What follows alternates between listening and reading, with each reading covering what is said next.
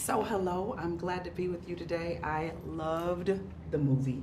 Wow. Loved the movie. Thank you. Loved your art. I want to ask about the body preparation. You had to get extremely fit for this. Was that natural for you, or did you have to go above and beyond for the film? I've got good genetics, you know, and I was lucky enough to have, I grew up in Texas, Dallas, okay. Texas. You know the boys down there. We just run. You Nice. know, it's hot. We Right. don't hold weight, and I've always been athletic, but the amount of work needed to transform into. He's not just a boxer. Right. He wants to be heavyweight champion. Yes. Furthermore, he wants to be heavyweight champion in a Rocky movie. Yeah. So, the work was intense. I embraced it, but it was intense, and then it also got fun. It was always fun. New experience. I have an appetite for that, and so changing the body, making it move. Learning the combinations, Yeah. Working on speed. I can still work on my speed more. I still think, man, I could have. I'm still thinking, turn it over, all Wow. those things. So it was great. Wow, super awesome. My favorite scene was after the fight. It's your character and Adonis just sitting there, and there's this apology. There's this coming together. I thought that was so beautiful and such a necessary message. How do you feel that scene will impact, I believe, young black men who need to have some sense of redemption and forgiveness in a relationship? That's exactly what you just said there, redemption.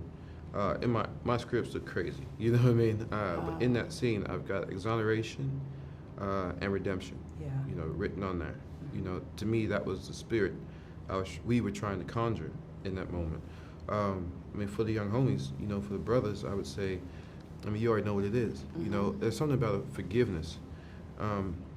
You bring yourself back to the present. Yes. And in doing so, you can move forward. And it's hard. I'm never going to be the guy to say, like, oh, it's difficult for me to apologize because there's so much on the line. There's so much vulnerability. Because it's such a whatever it is you've done, right? It only matters in the past.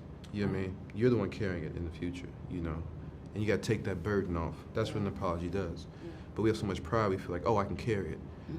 You can, but that would also make you foolish. Absolutely. If you don't need to carry it, put it down. You can move faster. Yeah. Yeah. I love that. That was an amazing answer. Thank you. Has faith played a part in any of this? In my you? life? Yes. I think I was listening to Smokey Norfolk on the way in. Shut Yeah. I was up. one of those Wow. mornings. Yeah. My mom's a pastor. I'm grown now. You know what I mean? So I guess that's I'm a pastor too. Well, first lady, not a right pastor. on. Amen. I gotta quit saying that. Quit saying, oh, my mom's a pastor. 'Cause she's a pastor. But I'm grown now. I've been out of her house for a very long time. And I have my own personal Yeah. walk.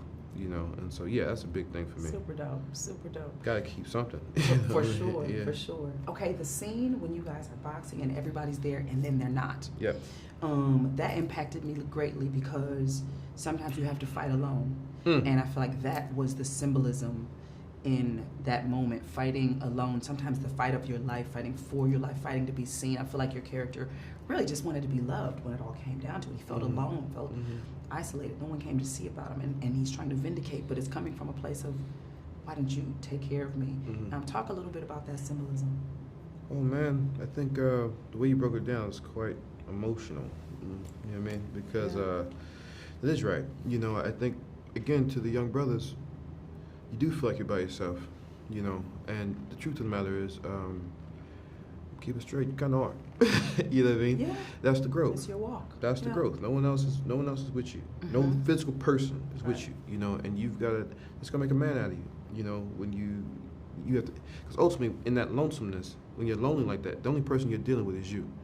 It's just you and your emotions and your thoughts and your history and your past and your ambitions and your drive.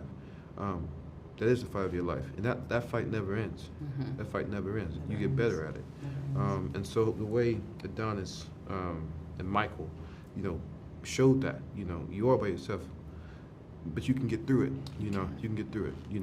If you face it, and both for Adonis and Damien, we both represent certain parts of ourselves. Yes. And that's why it's like that. I think that's my interpretation today.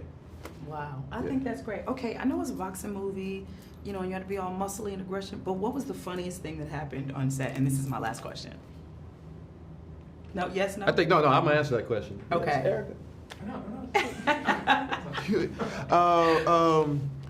Probably, because you see the film, we tough, Yeah. we focused, but Michael's funny, you know what I mean, and he's my director too, Mhm. and with a director you give a little bit, Right.